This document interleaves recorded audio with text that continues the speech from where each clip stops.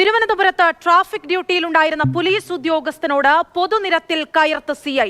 കാറിലെത്തിയ CI പ്രകോപനമൊന്നും കൂടാതെ traffic ഡ്യൂട്ടിയിലുണ്ടായിരുന്ന ഉദ്യോഗസ്ഥനെ അസഭ്യം പറഞ്ഞതായും പരാതിയുണ്ട്. ട്രാഫിക് ബ്ലോക്കിൽ കുടുങ്ങിയതാണ് സിഐയെ ചൊടിപ്പിച്ചത്. ഗോകുൽനാഥുണ്ട് വിശദാംശങ്ങളുമായി. ഗോകുൽ, സിഐക്ക് ട്രാഫിക് ബ്ലോക്കിൽ കിടന്നാൽ എന്താണ് കുഴപ്പം?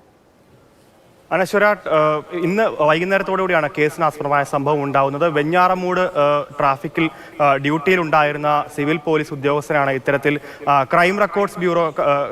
സ്റ്റേറ്റ് ക്രൈം റെക്കോർഡ്സ് ബ്യൂറോയുടെ CI ആയിട്ടുള്ള യഹിയ ഇത്തരത്തിൽ ആക്രമിക്കാൻ ശ്രമിക്കുകയും ഒപ്പം തന്നെ അസഭ്യവർഷം പറയുകയും ചെയ്തത്. അതേ തുടർന്ന് ഉദ്യോഗസ്ഥൻ അശോകൻ പരാതിയുമായിട്ട് വെഞ്ഞാറമൂട് പോലീസിൽ പരാതി നൽകിയിട്ടുണ്ട്.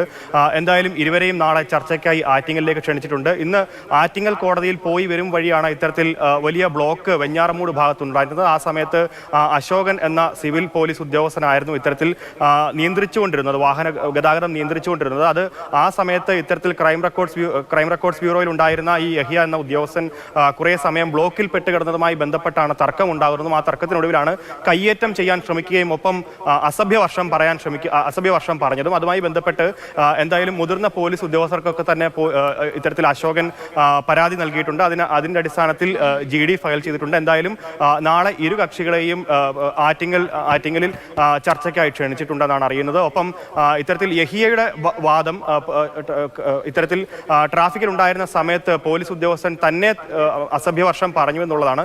എന്തായാലും ഇരുവരെയും ചർച്ചയ്ക്കായി ക്ഷണിച്ചിരിക്കുകയാണ് നാളെ. ശരി, ഗോകുൽനാഥാണ് വിശദാംശങ്ങൾ നൽകിയത്.